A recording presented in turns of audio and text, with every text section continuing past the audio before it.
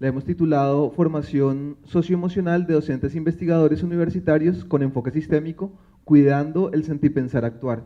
Acá estamos ubicando una apuesta específica que reconoce la necesidad de formar docentes integrales y que es una integralidad también que se pone en el rol docente. Docentes e investigadores con una mirada específica sobre nosotros mismos, pero también con una apuesta sistémica y con una apuesta en el sentir, pensar, actuar. Decía Falsborda que desde sus recorridos y sus estudios con las comunidades ribereñas apareció una noción específica vinculada con esto. Ellos decían, actuamos con el corazón, pero también vinculamos la cabeza. Cuando hacemos las dos cosas, sentipensamos. Entonces es una apuesta por pensar un docente investigador que vincule su cabeza, su corazón, y ahorita lo ampliamos, su cuerpo, sus emociones y su actuar.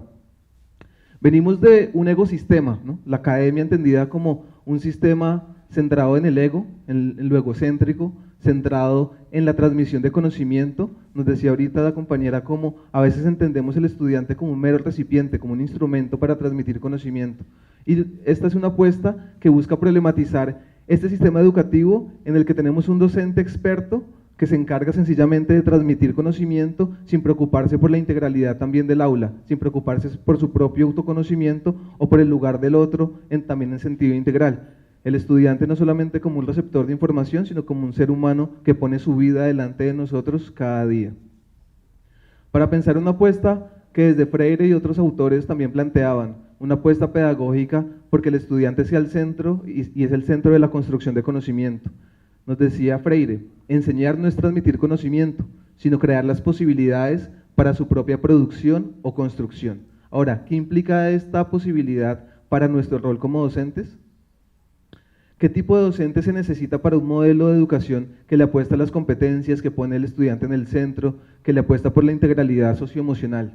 Implica, por un lado, que dejemos esta fragmentación, que se dice muchas veces, no, es que uno cuando trabaja como docente o en otros campos, deja todos sus problemas en la puerta del aula de clase, pero todos sabemos que eso no es así, que uno los carga como carga todos sus elementos de la vida. No obstante, sí aparece la ficción de que fragmentamos el conocimiento de la emoción, que nos quedamos solamente con el conocimiento y abandonamos nuestros estados emocionales. Acá hay una apuesta por reconocer que esto por un lado es una ficción, es un imposible, y que entonces si reconocemos que es una ficción, es un imposible, ¿cómo vamos a hacer para poder afianzar e integrar esas dos dimensiones que han quedado tan olvidadas en nuestra vida? No solamente como docentes, sino en nuestra vida también como seres humanos. Entonces hemos planteado un proyecto de investigación para diseñar un programa de formación de docentes universitarios en capacidades socioemocionales, con una premisa fundamental: docentes que se conocen y se cuidan para conocer y cuidar al otro. No puede haber una formación integral si no tenemos también docentes integrales. El punto entonces empieza desde la transformación de nosotros mismos para poder así acompañar a la transformación de otros. Este proyecto tiene un par de antecedentes vinculados específicamente también a una apuesta de formación de docentes centrada en meditación y unas apuestas particularmente que vienen desarrolladas desde la terapia Gestalt. Tuvimos una apuesta entonces de un proyecto de investigación-acción con 3 ciclos completos de investigación-acción. Arrancamos en estos momentos, vamos en esta fase del rediseño, arrancamos por identificar cuáles competencias y capacidades socioemocionales eran pertinentes para nuestro entorno universitario. Así diseñamos un primer programa que lo piloteamos el semestre pasado, en el semestre A de este año, y en estos momentos nos encontramos en un proceso de evaluación a partir de las narrativas, las vivencias y las percepciones de los docentes que participaron de este proceso, que particularmente fueron 12 docentes de la Universidad de Ibagué, de unidades como proyectos especiales, pensamiento sistémico, la Facultad de Ciencias Económicas y el área de lenguaje de la universidad. A partir de sus voces recogimos una información durante la implementación y al final de la implementación para en estos momentos estar revisando esa información y haciendo una evaluación preliminar que nos va a permitir posteriormente hacer un rediseño de este programa de formación. El otro año lanzar, acá hago la cuña, vamos a lanzar la segunda versión del programa de formación socioemocional. En este caso lo queremos abrir, están todos invitados porque queremos que no solamente se quede para docentes de la Universidad de Ibagué, sino que pueda ser de manera gratuita y abierta a disposición de distintos docentes de distintas áreas también de la formación educativa. Luego de este piloto que lo vamos a implementar el otro año, haremos el mismo proceso de evaluación y posteriormente el último rediseño. Ese rediseño se va a pilotear a través de un convenio que se hizo con la Universidad de Zaragoza en España para tener un contraste poblacional de contexto y se va a implementar particularmente entonces en esta universidad, que sería el piloto internacional 3.0. A partir de allí tendremos una tercera evaluación para generar ya un programa validado, contrastado en distintos contextos a través de estos 3 ciclos de investigación-acción. Entonces, algunos de los resultados. El primer momento para identificar qué prácticas nos pueden favorecer la formación socioemocional. En la primera presentación veíamos que la meditación, particularmente el mindfulness, empieza a aparecer como una herramienta importante para la formación socioemocional o la sensibilidad. Acá estuvimos trabajando con meditación también, con procesos de observación de cuerpo, observación de emociones y de pensamientos. Y fuimos avanzando hacia otras herramientas o prácticas vinculadas, por ejemplo, con la visualización o imaginería, con procesos de cartografía corporal y emocional, con trabajo sobre autoconocimiento en términos de eneatipos o tendencias de carácter de personalidad, con procesos de fortalecimiento de la escucha. En Gestalt se habla de 3 tipos de escucha: la escucha interna, la escucha externa y la escucha intermedia, como de todos los supuestos y los fantasmas internos que tenemos. El clown y el teatro, también como herramientas, allí no profundizamos tanto. La escritura creativa, procesos con movimiento y con cuerpo, ejercicios de memoria personal y colectiva, diálogo generativo, performance y algunas herramientas de cine que fueron allí como unos chispotazos sobre el proceso. Entonces hicimos eso, un mapeo general de algunas prácticas que fuimos implementando, en este grupo de docentes a través de un semestre con un total de 16, 18 sesiones de encuentro. Adelante. Trabajando con ejercicios entonces que nos venían conectando con la confianza en el otro, con la confianza en nosotros mismos, con procesos de autoconocimiento, de observación, juego de roles. Este fue un ejercicio que trabajábamos también a través de el teatro, la fotografía en movimiento, para también generar escenas que nos permitieran el diálogo sobre distintos momentos, identificación de emociones, interacción entre nuestros docentes y la posibilidad de empezar a reenmarcar situaciones que se nos presentan día a día en el aula a través de algunos pequeños ejercicios de teatro. Mucho trabajo de cuerpo, de movimiento, de juego, cartografías socioemocionales sobre nuestro propio cuerpo,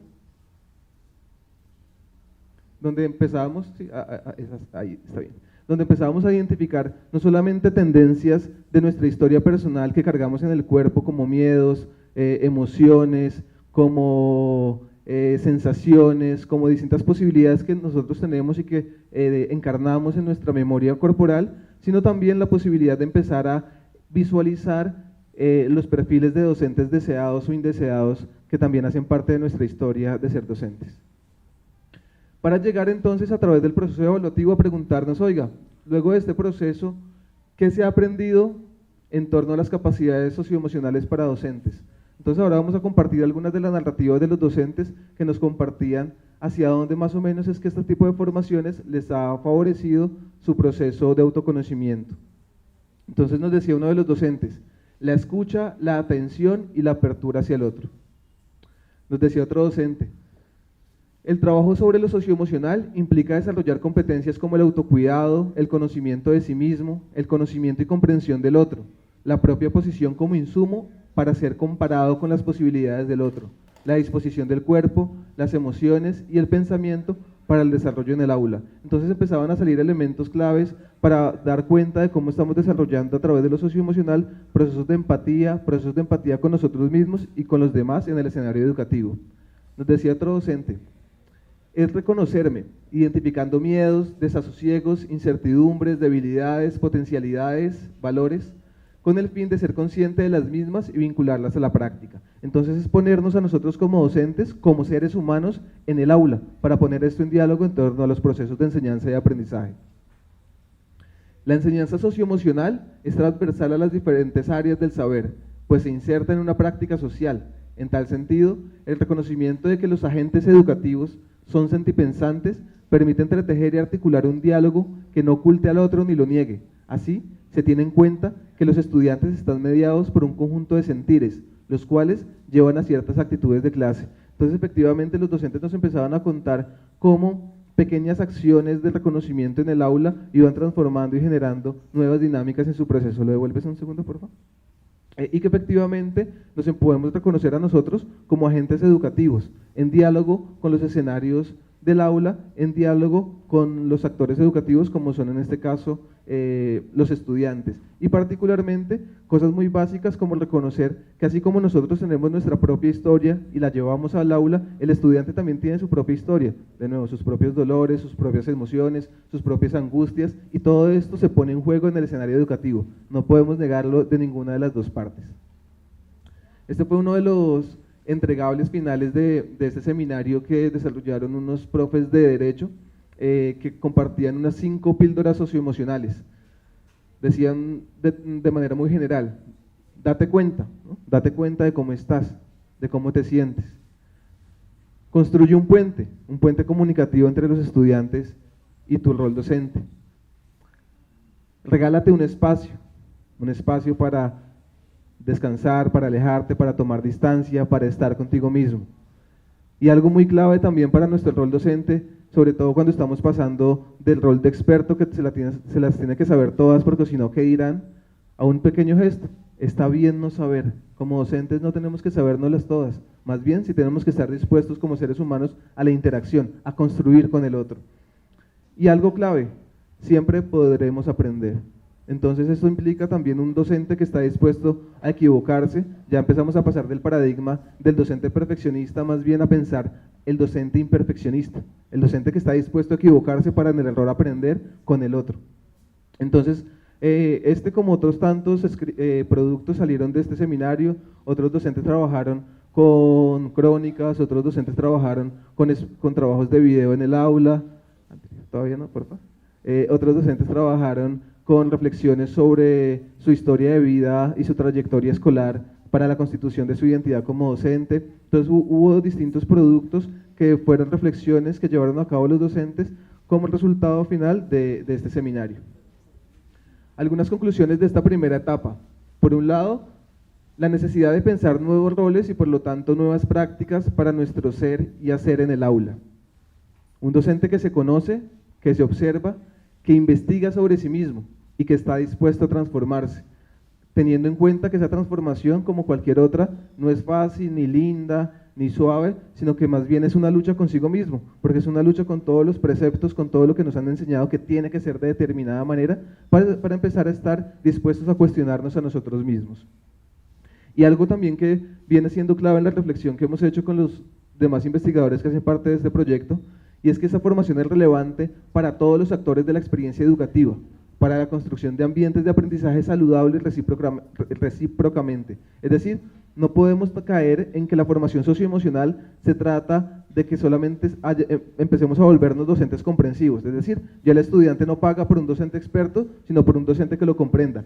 Allí hay un límite muy delicado para pensar, porque se trata de relaciones que se construyen entre dos, en este caso, en la experiencia educativa. Entonces también es necesario pensar esos procesos de formación con los estudiantes, que los estudiantes puedan desarrollar también la sensibilidad emocional para sentir empatía con el docente, para saber que ese docente que está ahí enfrente, al que se le está pagando, como muchas veces se traza en los escenarios educativos, es un ser humano como él, dispuesto a equivocarse, con miedos, con emociones, con una historia de vida que tiene también un valor igual de importante que el del estudiante. Como también es importante empezar a pensar estos procesos en medio de las burocracias organizacionales para pensar cómo los administrativos y los demás actores del escenario educativo deben atravesar procesos de formación. Es decir, hay una necesidad de formarnos en lo humano. El hecho de nacer en una sociedad no nos diseña como humanos, sino que más bien lo humano está por darse, por construirse, por formarse, por hacerse. La escucha, porque el hecho de que escuchemos no implica que ya tengamos una escucha dispuesta al otro. El hecho de que veamos no implica que ya veamos al otro y lo reconozcamos. Entonces lo humano es algo que tiene que construirse y que tiene que construirse más allá de las disciplinas, más allá de la pedagogía, y tiene que construirse es en las relaciones de la vida cotidiana, de los tiempos que compartimos en este caso en el aula de clase.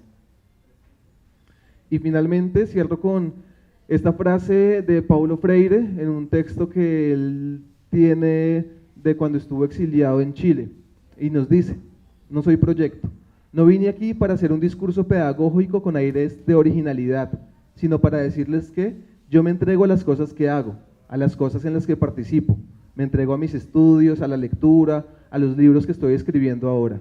Yo me entrego con mi cuerpo entero, no soy solo mente, soy pasión, soy sentimiento, soy miedos, soy reticencia. Yo soy preguntas, dudas, deseos, soy utopías, yo soy proyecto. Eso es cada uno de nosotros cuando se enfrenta a un escenario educativo, una posibilidad andante con todas las posibilidades abiertas de transformación personal, social y colectiva. Muchísimas gracias.